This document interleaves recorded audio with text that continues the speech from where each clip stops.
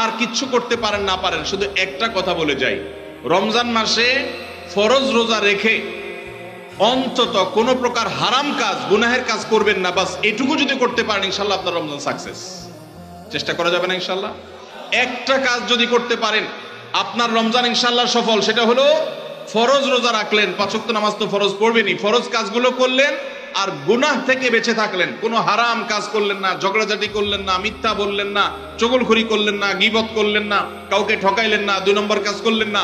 এই গুনাহমুক্ত যদি রমজান কাটাইতে পারেন আপনার রমজান সাধনা সার্থক ইনশাআল্লাহ।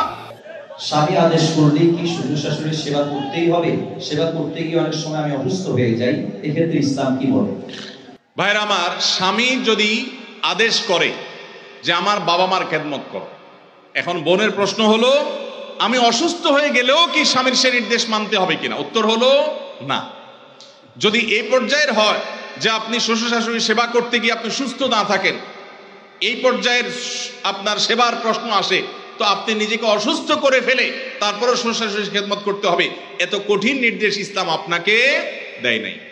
তবে এ জাতীয় ইস্যুতে আমি অনুরোধ করব, কোনো ভালো বিচক্ষণ বিদগ্ধ আলেমের কাছে দেখা করে উভয়ের পরিস্থিতি পর্যালোচনা করে অ্যাসেসমেন্ট করিয়ে তারপর সমাধান নেওয়ার চেষ্টা করবেন। কারণ এখানে আপনার কাছে যেটাকে মনে হচ্ছে বাড়াবাড়ি, আদতে সেটা খুব নরমাল বিষয় হতে পারে। এই জন্য তৃতীয় পক্ষের কারোর সহযোগিতা নিলে সেটা সবচেয়ে ভালো হয়।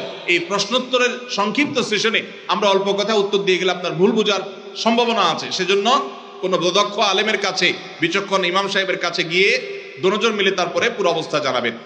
শরীয়ত মৌলিকভাবে মেয়েদের জন্য শ্বশুর শাশুড়ির খেদমত করাকে ফরজ ওয়াজিব করে নাই, কিন্তু স্বামীর প্রতি তার যে শ্রদ্ধা ভালোবাসার দাবি আছে, সে দাবি থেকে যে স্বামীটা সারাদিন আমার সংসার সন্তানের উন্নতির জন্য কষ্ট করে, সেই স্বামীটার অগোচরে তার উপরে কর্তব্য তার বাপ মার সেবা করা। তিনি যেহেতু আমার কাজে গেছেন, আমি তার জন্য একটু হেল্প করলাম, তার হয়ে একটু কাজ করলাম।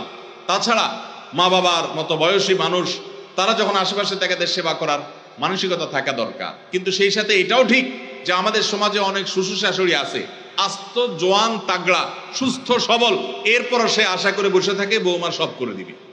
এটা খুব বাজে একটা অভ্যাস। অনেক শ্বশুর শাশুড়ি আছে তারা মনে করে বৌমা ঘরে আসছে মানে হলো কাজের মেয়ে ঘরে আসছে, অতএব আমাদের এটা বাই ডিফল্ট পাওনা হয়ে গেছে। এটা খুবই বাজে একটা উদাহরণ। শ্বশুর শাশুড়িদেরও আল্লাহর কাছে বিচার আছে, তারা জুলুম করলে, সীমা লঙ্ঘন করলে তাদেরও দায় আল্লাহ তাআলার কাছে থাকবে।